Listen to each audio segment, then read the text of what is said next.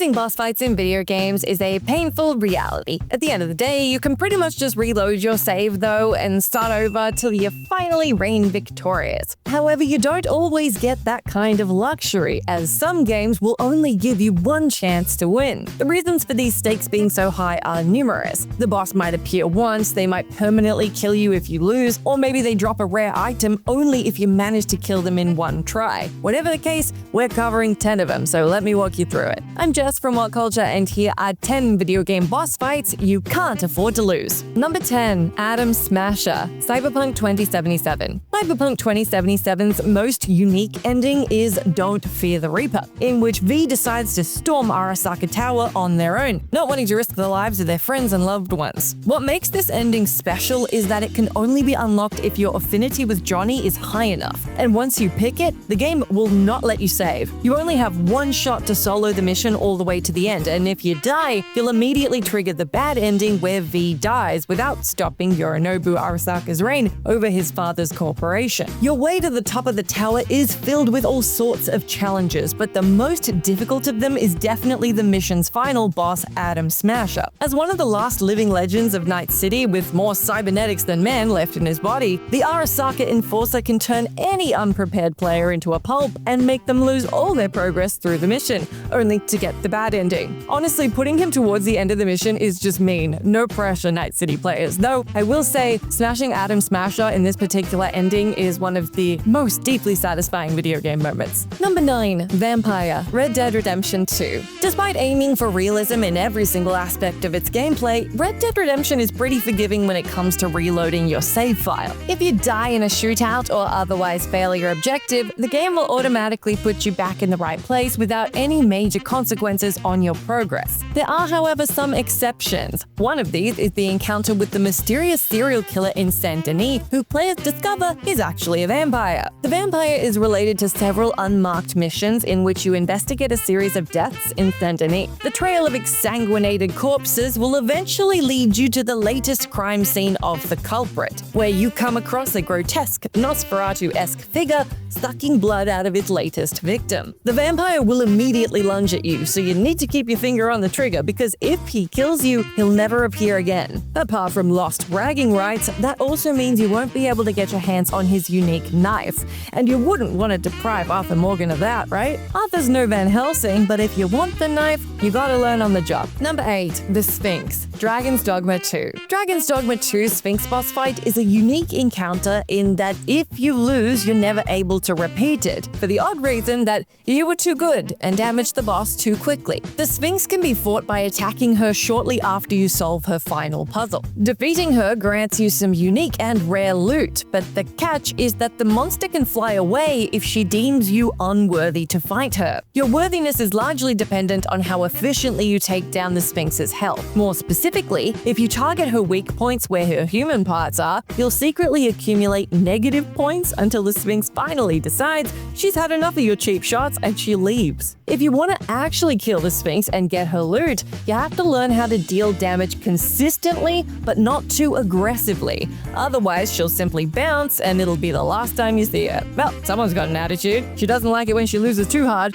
so she'd rather never give you the satisfaction of finishing the fight instead. Number 7. Jade, Mortal Kombat 2. Many veteran Mortal Kombat 2 players consider beating Jade a huge badge of honor, and there is a good reason for that. Because you only get to fight her once in a blue moon, it's always a brutal and unforgiving gauntlet. Unlike all the other characters in the game, Jade, Katana's green-clad friend, isn't part of the regular roster.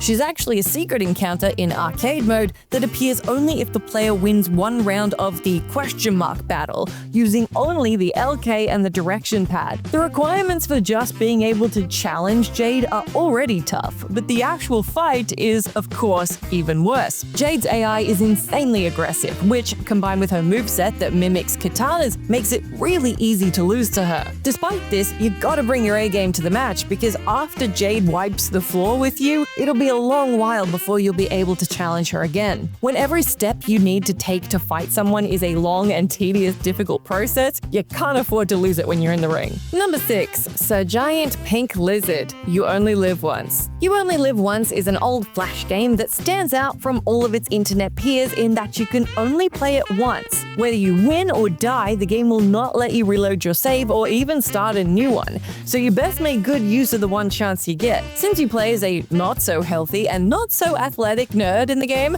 pretty much every obstacle and enemy in the game is a challenge. However, the one character that you absolutely have to be on the lookout for is YOLO's final boss, Sir Giant Pink Lizard. Being the parody of Bowser, the nobilified reptile is an especially dangerous foe as he gets his very own area to fight you. And unlike the other enemies in the game who simply walk around, he has his very own attack pattern. It's very easy to lose all your progress to him, which can really sting considering he's the last challenge of the game. Whether you see YOLO's true ending or end the game in a grave with no means of starting over depends on your victory against Pink Lizard, so no pressure. Number 5. Legendary Pokemon.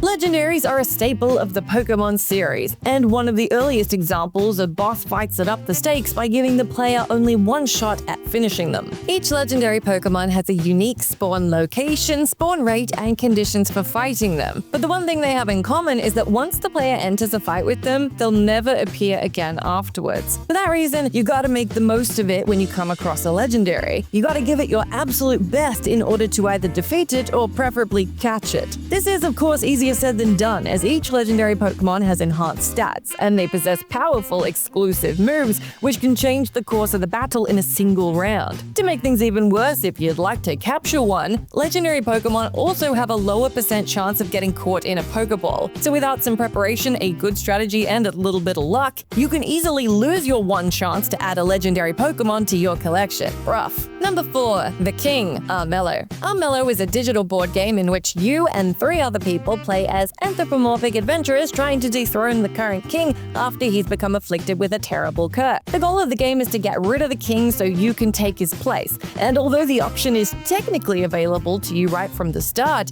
you really want to postpone the final boss fight until you're sufficiently strong enough to survive it. That's because the king is actually a formidable opponent, and if he manages to take you down himself, you basically hand over the victory to another player. You see, although the game wants you to kill the king, defeating him is not the only way to victory. The player can also succeed the king if they gave the most prestige points for completing quests, and since anyone who attacks the king loses all their prestige upon, attacking the king, if you don't manage to win the duel and end up with a stalemate, another player will take the victory from you. You either stand victorious over the king's dead body, or another player will stand over both of your corpses instead. Number 3. Master Core. Super Smash Bros. 4. Although Super Smash Bros. Is mostly played by friends looking to beat each other up with classic Nintendo characters, the games also feature dedicated single-player modes where you can test your skills against beefed-up AI opponents. In Super Smash Bros. 4, the most basic of these modes is Classic, which starts off with the player battling different characters in the roster